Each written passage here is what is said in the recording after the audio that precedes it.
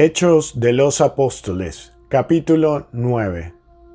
Saulo, que todavía respiraba amenazas de muerte contra los discípulos del Señor, se presentó al sumo sacerdote y le pidió cartas para las sinagogas de Damasco, a fin de traer encadenados a Jerusalén a los seguidores del camino del Señor que encontrara, hombres o mujeres. Y mientras iba caminando, al acercarse a Damasco, una luz que venía del cielo lo envolvió de improviso con su resplandor. Y cayendo en tierra, oyó una voz que le decía: «Saulo, Saulo, ¿por qué me persigues?» Él preguntó: «¿Quién eres tú, Señor?»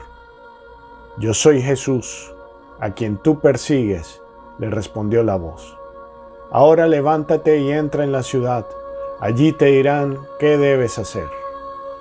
Los que lo acompañaban quedaron sin palabra, porque oían la voz, pero no veían a nadie. Saulo se levantó del suelo y, aunque tenía los ojos abiertos, no veía nada. Lo tomaron de la mano y lo llevaron a Damasco. Allí estuvo 3 días sin ver, y sin comer ni beber. Vivía entonces en Damasco un discípulo llamado Ananías, a quien el Señor dijo en una visión: «Ananías». Él respondió: «Aquí estoy, Señor». El Señor le dijo: «Ve a la calle llamada Recta y busca en casa de Judas a un tal Saulo de Tarso. Él está orando y ha visto en una visión a un hombre llamado Ananías, que entraba y le imponía las manos para devolverle la vista». Ananías respondió: «Señor, oí decir a muchos que este hombre hizo un gran daño a tus santos en Jerusalén, y ahora está aquí con plenos poderes de los jefes de los sacerdotes para llevar presos a todos los que invocan tu nombre». El Señor le respondió: «Ve a buscarlo, porque es un instrumento elegido por mí para llevar mi nombre a todas las naciones, a los reyes y al pueblo de Israel. Yo le haré ver cuánto tendrá que padecer en mi nombre». Ananías fue a la casa, le impuso las manos y le dijo: «Saulo, hermano mío, el Señor Jesús, el mismo que se te apareció en el camino, me envió a ti para que recobres la vista y quedes lleno del Espíritu Santo». En ese momento cayeron de sus ojos una especie de escamas y recobró la vista. Se levantó y fue bautizado. Después comió algo y recobró sus fuerzas. Saulo permaneció algunos días con los discípulos que vivían en Damasco, y luego comenzó a predicar en las sinagogas que Jesús es el Hijo de Dios.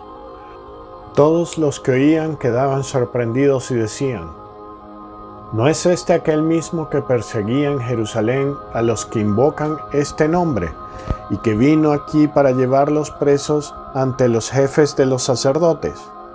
Pero Saulo, cada vez con más vigor, confundía a los judíos que vivían en Damasco, demostrándoles que Jesús es realmente el Mesías. Al cabo de un tiempo, los judíos se pusieron de acuerdo para quitarle la vida, pero Saulo se enteró de lo que tramaban contra él, y como los judíos vigilaban noche y día a las puertas de la ciudad para matarlo, sus discípulos lo tomaron durante la noche y lo descolgaron por el muro, metido en un canasto. Cuando llegó a Jerusalén, trató de unirse a los discípulos, pero todos le tenían desconfianza porque no creían que también él fuera un verdadero discípulo. Entonces Bernabé, haciéndose cargo de él, lo llevó hasta donde se encontraban los apóstoles y les contó en qué forma Saulo había visto al Señor en el camino, cómo le había hablado y con cuánta valentía había predicado en Damasco en el nombre de Jesús. Desde ese momento empezó a convivir con los discípulos en Jerusalén y predicaba dedicadamente en el nombre del Señor. Hablaba también con los judíos de lengua griega y discutía con ellos, pero estos tramaban su muerte. Sus hermanos, al enterarse, lo condujeron a Cesarea y de allí lo enviaron a Tarso. La iglesia, entre tanto, gozaba de paz en toda Judea, Galilea y Samaria. se iba consolidando, vivía en el temor del Señor y crecía el número, asistida por el Espíritu Santo.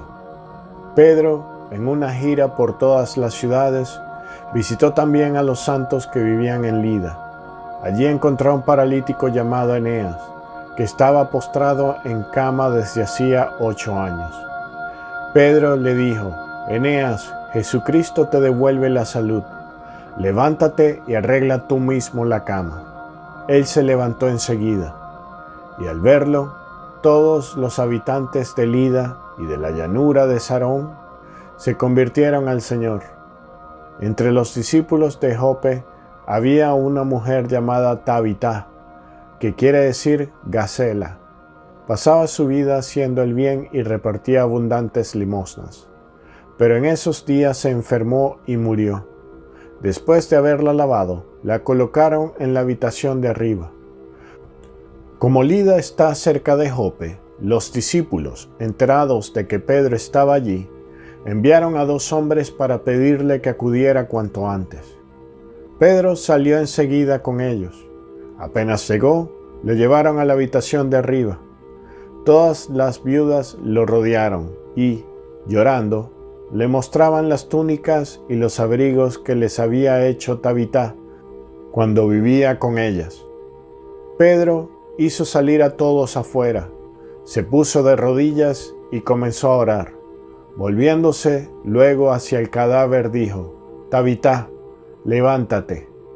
Ella abrió los ojos y, al ver a Pedro, se incorporó. Él la tomó de la mano y la hizo levantar. Llamó entonces a los hermanos y a las viudas y se las devolvió con vida. La noticia se extendió por toda la ciudad de Jope y muchos creyeron en el Señor. Pedro permaneció algún tiempo en Jope, en la casa de un curtidor llamado Simón.